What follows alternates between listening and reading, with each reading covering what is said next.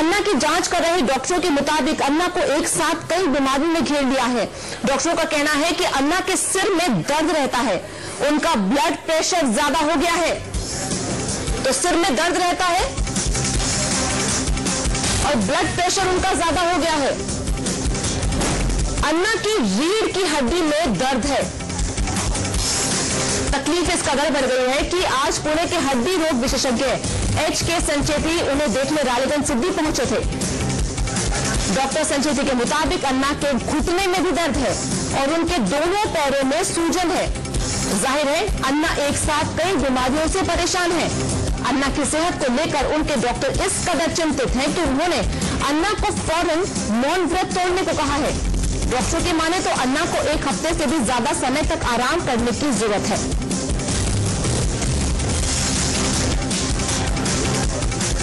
ये माना जाता है कि हर बीमारी की जड़ तनाव होता है, स्ट्रेस होता है और ये हम सब अपनी जिंदगी में भी देख चुके हैं।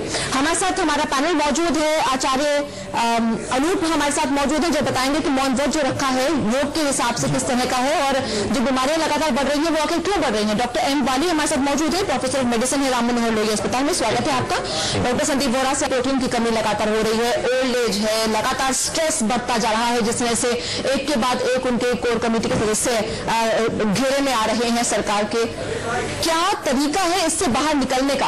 देखिए, पहली बात तो यह है कि अगर आपने मौन व्रत धारण किया है तो एक आप एक सेंटली वर्ल्ड में आप रह रहे हैं, तो जैसे आचार्य जी ने बोला कि आप एक बैलेंस तरीके से रहते हैं तो उसका आपको फायदा होता है। बट जिस सिचुएशन में अन्ना जी ने रखा है उस सिचुएशन में चारों तरफ से कॉन्फ्लिक्ट्स हैं और चारों तरफ से उनकी टीम पर वर्बल अटैक्स हो रहे हैं और अदरवाइज जो भी इश्यूज हो रहे हैं पूरे कंट्री देख रही है। तो कहीं ना कहीं अन्ना जी के मानसिक रूप से इस चीज पर का बहुत बड़ा प्रेशर है और उनकी जो इमोशंस हैं वो बॉटल्ड अप इमोशंस हैं।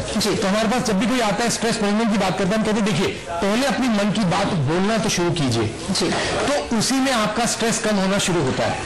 आप अगर अपने मन में बातें रखते हैं और आप एक्सप्रेस नहीं करते हैं तो आपका सारा सिस्टम टॉप से लेकर बॉटम तक सीवियर स्ट्रेस में चला जाता है। जब आप स्ट्रेस में जाते हैं तो कुछ केमिकल सिक्रीट होते हैं स्ट्रेस वाले, जैसे कॉर्टिसोल हो गया, तो सारे आपके ऑर्गन्स वो अफेक्ट होते हैं। आपका ब्लड प्रेशर बढ़ सकता है, आपके अंदर वीकनेस आ सकती है और साथ ही साथ आपके अंदर स्लीप डिप्राइवेशन भी हो सकती है।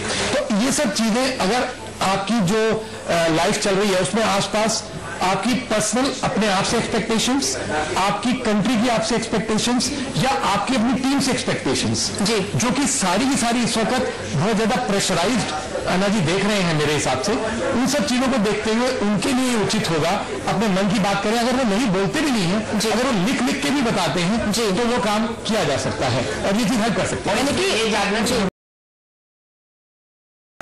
अन्ना से हर कोई अपील कर रहा है कि मौन व्रत तोड़ दीजिए, नहीं तो आपकी सेहत जो लगातार खराब हो रही है कहीं और खराब ना हो जाए। डॉक्टर वोरा ये बताएं कि अगर मौन व्रत रखना ही था अपने आप को ठीक करने के लिए, ऐसे मामलों में क्या फायदा?